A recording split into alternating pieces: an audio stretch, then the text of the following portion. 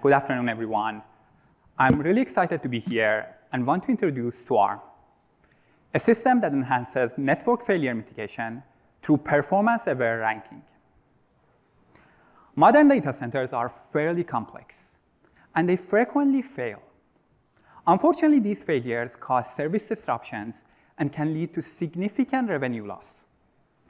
In fact, a recent study has shown that around 16% of incidents in our data centers cost over $1 million.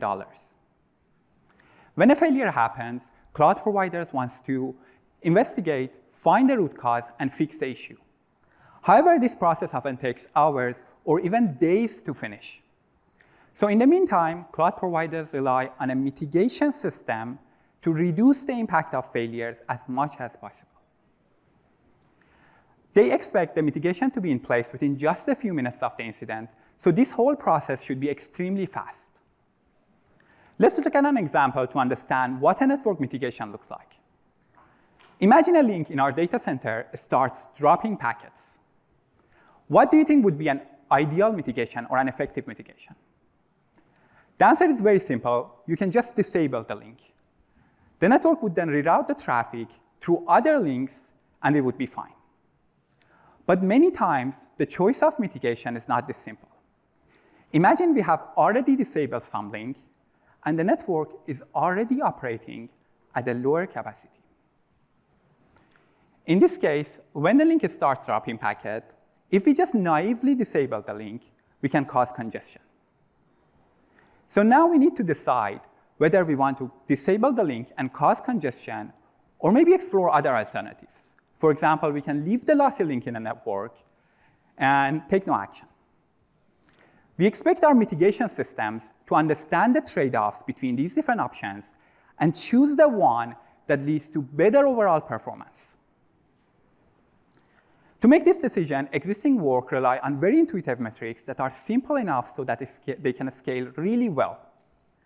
For example, operators use playbooks and guidelines, and in this case, the playbooks tells them to count the number of uplinks at each switch, and if this count is above a threshold, disable the link. More recent work proposed slightly more complex metrics, such as counting the number of paths. These are very simple, so they scale, but we observed that these methods, both in our production environment and by constructing examples ourselves, that these methods can perform really bad. Let's look at an example here. The y-axis shows the performance penalty, which measures the relative gap between the performance of the best mitigation and the performance of each method. I'm going to explain our performance metrics later in more details. So here, the best mitigation system has a 0% performance penalty. But operator playbooks and corrupt face 18% or even more performance penalty. But why do they perform really bad? Take the operator playbook as an example. As you can see here, there is no notion of performance. They just use some simple static rules that completely ignores the context of the network. So, for example, they treat every lossy link the same, whether it's a link that drops most of the packets or drops a link that barely drops any packets. They are going to take the same action either way. And that's why they perform really bad. To address these limitations, we developed Swarm. Swarm is a scalable mitigation system that is adaptive and performance-aware. Swarm takes a list of actions and ranks them based on their expected performance. Once we have the ranking, we can just deploy the best one.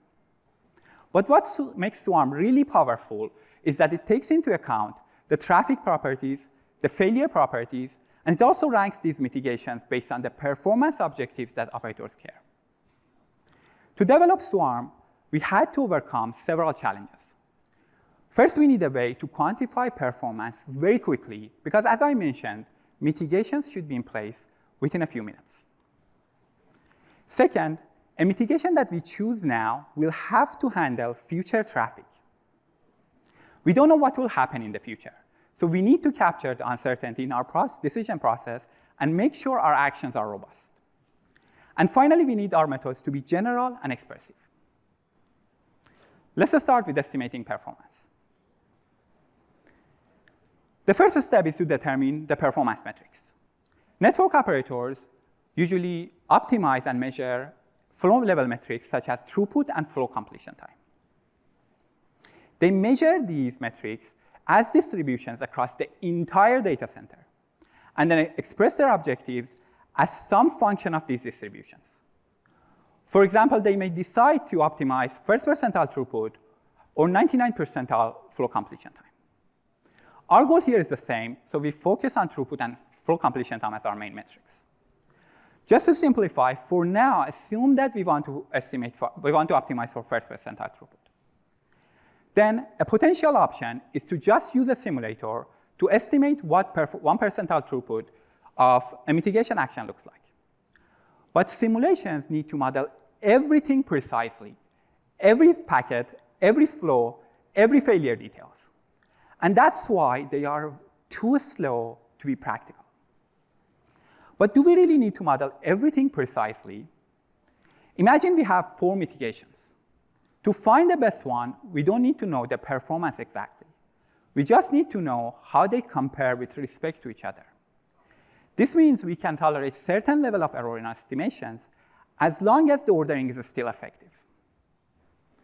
As a result, we can aggressively approximate the underlying network behavior in order to scale while still finding effective mitigations. And that's really the intuition behind our work to ARM. So now let me walk you through some of our techniques. Our first observation is that flows with different sizes have different behaviors. Short flows only send a few packets, so they only experience a very short snapshot of the network. They also don't even reach a point where they have to compete for bandwidth. Whereas long flows are entirely a different story. They last longer, so they experience different network behaviors. And they also have to compete for bandwidth with other long flows. So in Swarm, we split the flows based on their sizes into long and short flows. We develop a throughput estimator for long flows and a flow completion time estimator for short flows. Today, I want to focus on our long flow throughput estimator. And specifically, we need to capture 2 behaviors here: how the network evolves over time, and also a model of transport so that we can reason about contention and packet loss. Let's start with the first one. If you look at the throughput of a long flow, you will see that it changes over time. Every time a new flow arrives, our long flow needs to compete for this flow and is likely to receive lower throughput. Conversely, every time a flow departs, our long flow might grab a share of this freed up bandwidth and therefore end up with a higher throughput. If we want to capture this precisely, we need to recompute everything every time something changes. But at the scale of our data centers, we expect thousands or even millions of flows arriving and going every second. So this obviously doesn't scale. In Swarm, our first approximation is to capture this behavior by dividing time into multiple epochs. We take one of the epochs as an example. We assume that flows arrive at the beginning of an epoch.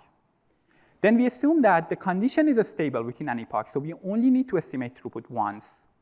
And then we can estimate how much traffic each flow sends within that epoch, and then remove the flows that finish within that epoch before moving on to the next one. The epoch size here is a hyperparameter that controls the trade-off between accuracy and scalability. In practice, we find that even large epoch sizes work well because, again, we care about ranking, not exact estimation. So now that we have divided time into multiple epochs, in each epoch, we need a transport model to estimate throughput. We find that long flows throughput is usually impacted by one of the 2 key factors. The first one is capacity limitations, because they need to share the bandwidth with other competing flows. And second, packet drop, which refers to the throughput that the control loop converges to under packet drop. We need a model that we can jointly, so that we can jointly reason about these 2. So this brings us to our second approximation. Imagine that we have access to an unlimited network capacity. Then in this case, packet drop will be the factor that determines the throughput. This means it essentially enforces an upper bound on what each flow can achieve. Based on this, we can categorize the flows into two groups. Loss-limited flows, these are the flows that could have received more, but the packet drop limited their throughput. And we have capacity-limited flows, where the capacity is the main factor. In order to find which category each flow belongs to and how much throughput they get, we follow a two-step process. In the first step, we estimate the loss-limited rate of each flow, assuming that they have access to unlimited capacity. Then we feed these to a resource allocation algorithm. This algorithm computes the max mean fair rate of each flow while ensuring that none of the flows get more than the loss-limited rate. So there are more details involved, but I want to skip it, and I'm happy to discuss the details later. But all of these techniques, if you look at it at some way, they help us find an estimator so that we can quickly estimate the 1 percentile throughput that we care about for a mitigation action. Now that we have this estimator, the second challenge is that we need to feed a network traffic to it. But we don't know what traffic it should be because we don't know what will happen in the future. And this brings us to the uncertainty problem. The key here is that we may not know what has happened in the past, but we may not know what will happen in the future, but we know the distribution of what has happened in the past. We can use it to generate many samples, and then we can use our estimator to quickly estimate the performance metric of interest on each of these metrics, and finally, we can aggregate the results into a composite distribution. This distribution shows the uncertainty of the final performance for one mitigation. We can repeat the process for other actions and then put the distribution side by side and decide which one is more robust and better. In this example, taking no action is clearly better because it optimizes 1 percentile throughput. And finally, I want to talk a little bit about generality and expressiveness. Swarm can optimize for any objective that we can express as functions over the distributions of flow level metrics such as flow completion time and throughput. In the simplest form, operators can try to optimize individual objectives such as 99 percentile flow completion time of short flows. Swarm also supports combination of different objectives. For example, operators can describe a priority list. Then Swarm will go through this step by step and try to optimize each based on the priority. We also support weighted combination of different objectives. So these different examples show Swarm's flexibility to adapt to different operators' needs. Now that I have told you about various parts, this is where they come together. The first step in Swarm is to use a traffic generator to generate many traffic samples from the traffic distributions. Then we quickly estimate the performance metric for each of these samples and finally aggregate them and rank them based on our performance objectives. Swarm is general. We find that we can support any failure or mitigation that we can express as changes to either the network state or the traffic. Compared to prior work, we support both a broader range of mitigations and a broader range of failures. We evaluated Swarm across a wide range of scenarios and different performance objectives, and we find that it significantly outperforms prior work. I want to show you the example for one category of incidents. Here, the objective is a priority list. The first priority is to optimize 99 percentile of FCT. The second priority is 1 percentile throughput over long flows. And the last priority is average throughput over long flows. For each of them, I want to show you the performance penalty, which is the relative gap between the performance of the best mitigation and the performance of each method. And we compare Swarm against 3 baselines. On the highest priority, we find that these techniques face between 80 to 120% performance penalty. On the other metrics, they face 95% or between 3 to 9% performance penalty. Whereas Swarm finds a very close to optimal mitigation and faces at most 0.1% penalty on the highest priority and less than 5% on the other priorities. This is because Swarm optimizes for performance, whereas others optimize for simple metrics that may not correlate well with the performance. Swarm also scales really well.